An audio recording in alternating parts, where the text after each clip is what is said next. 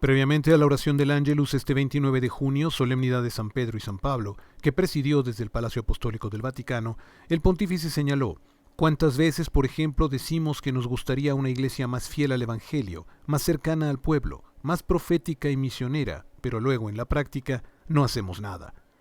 Al finalizar la oración mariana, el Papa pidió hacer oración por la próxima jornada de oración por la paz en Líbano, que se llevará a cabo el 1 de julio en el Vaticano, y felicitó al Papa emérito Benedicto XVI por el 70 aniversario de su ordenación sacerdotal, agradeciéndole por su oración por la Iglesia. Escuchemos las palabras del Papa, traducidas al español. Queridos hermanos y hermanas, buenos días. Al centro del Evangelio de la liturgia de hoy, el Señor hace a los discípulos una pregunta decisiva. Ustedes, ¿quién dicen que soy yo?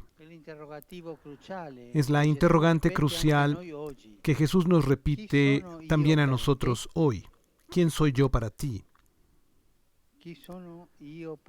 ¿Quién soy yo para ti, que has acogido la fe, pero todavía tienes miedo de remar mar adentro con mi palabra? ¿Quién soy yo para ti, que eres cristiano desde hace mucho tiempo, pero desgastado por la costumbre, has perdido el primer amor? ¿Quién soy yo para ti, que vives un momento difícil y necesitas sacudirte para recomenzar? Jesús pregunta: ¿quién soy yo para ti? Démosle hoy una respuesta, pero una respuesta que salga del corazón. Todos nosotros, démosle una respuesta que salga del corazón. Antes de esta pregunta, Jesús les hizo otra a sus discípulos. La gente, ¿quién dice que soy yo? Era un sondeo para registrar las opiniones sobre él y la fama que gozaba. Pero la notoriedad a Jesús no le interesa. No era un sondeo de ese tipo. Y entonces, ¿por qué hizo esa pregunta? Para subrayar una diferencia, que es la diferencia fundamental de la vida cristiana. Hay quien se queda en la primera pregunta, en las opiniones, y habla de Jesús. Y hay quien, en cambio, le habla a Jesús, ofreciéndole la vida, entrando en relación con Él, dando el paso decisivo. Esto le interesa al Señor, estar al centro de nuestros pensamientos, convertirse en el punto de referencia de nuestros afectos, ser en pocas palabras el amor de nuestra vida. No las opiniones que tenemos de Él, no le interesa. Le interesa nuestro amor, si Él está en nuestro corazón. Los dos santos que celebramos hoy dieron este paso y se convirtieron en testigos.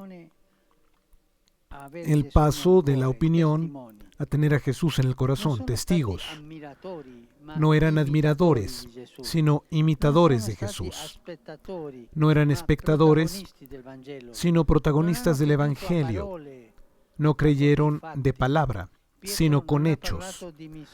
Pedro no habló de misión. Vivió la misión. Era pescador de hombres. Pablo no escribió libros cultos, sino cartas vividas mientras viajaba y daba testimonio. Ambos gastaron la vida por el Señor y por los hermanos, y nos provocan, porque corremos el riesgo de quedarnos en la primera pregunta, dar pareceres y opiniones, tener grandes ideas y decir bellas palabras, pero nunca jugárnosla. Y Jesús quiere que nos la juguemos. ¿Cuántas veces, por ejemplo, decimos que nos gustaría una iglesia más fiel al Evangelio, más cercana a la gente, más profética y misionera, pero luego en lo concreto no hacemos nada? Es triste ver que muchos hablan, comentan y debaten, pero pocos dan testimonio. Los testigos no se pierden en palabras, sino que dan frutos. Los testigos no se quejan de los demás ni del mundo, sino que empiezan por sí mismos. Nos recuerdan que Dios no es demostrado, sino mostrado con el propio testimonio. No anunciado con proclamas, sino que se da testimonio de Él con el ejemplo. Esto se llama poner la vida en juego. Sin embargo, mirando las vidas de Pedro y Pablo, puede surgir una objeción. Ambos fueron testigos, pero no siempre ejemplares. Eran pecadores. Pedro negó a Jesús y Pablo persiguió a los cristianos. Pero, aquí está el punto, dieron testimonio también de sus caídas. San Pedro, por ejemplo, podría haber dicho a los evangelistas: no escriban los errores que he cometido. Hagan un evangelio for sport. En cambio, no. Su historia sale desnuda, sale cruda de los evangelios, con todas sus miserias. Lo mismo hace San Pablo, que en las cartas relata errores y debilidades. Aquí es donde comienza el testigo, desde la verdad sobre sí mismo, desde la lucha contra los propios dobleces y falsedades. El Señor puede hacer grandes cosas a través de nosotros cuando no nos importa defender nuestra imagen, sino que somos transparentes con Él y con los demás. Hoy, queridos hermanos y hermanas, el Señor nos interpela y su pregunta es la misma: ¿quién soy yo para ti? Nos excava por dentro. A través de sus testigos, Pedro y Pablo, nos estimula a hacer caer nuestras máscaras, a renunciar a las medias tintas, a las excusas que nos vuelven tibios y mediocres. Que nos ayude en esto la Virgen, Reina de los Apóstoles, que encienda en nosotros el deseo de dar testimonio de Jesús.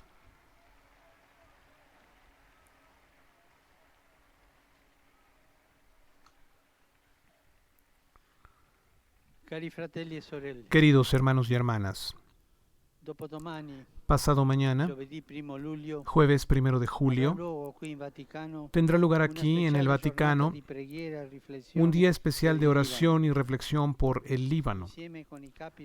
Junto con los líderes de todas las iglesias presentes en el país de los cedros, nos dejaremos inspirar por la palabra de la Escritura que dice: el Señor Dios tiene proyectos de paz.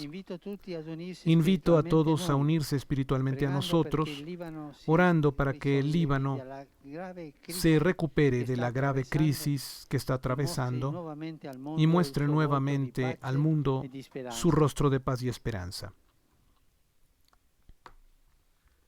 El 1 de julio se cumplirá el 160 aniversario de la primera edición del Osservatore Romano, el periódico del partido, como yo lo llamo. Mis mejores deseos y muchas gracias por su servicio. Continúen su trabajo con fidelidad y creatividad. Y hoy, para nosotros, se celebra un aniversario que toca el corazón de todos nosotros. Hace 70 años, el Papa Benedicto fue ordenado sacerdote.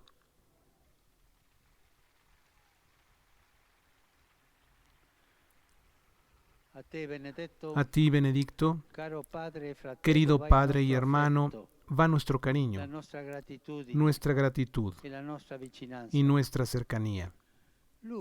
Él vive en el monasterio, un lugar pensado para acoger a las comunidades contemplativas aquí en el Vaticano, para que oraran por la Iglesia. Actualmente es Él, el contemplativo del Vaticano, que gasta su vida orando por la Iglesia y por la diócesis de Roma, de la que es obispo emérito. Gracias, Benedicto, querido Padre y hermano. Gracias por tu testimonio creíble. Gracias por tu mirada continuamente dirigida hacia el horizonte de Dios. Gracias.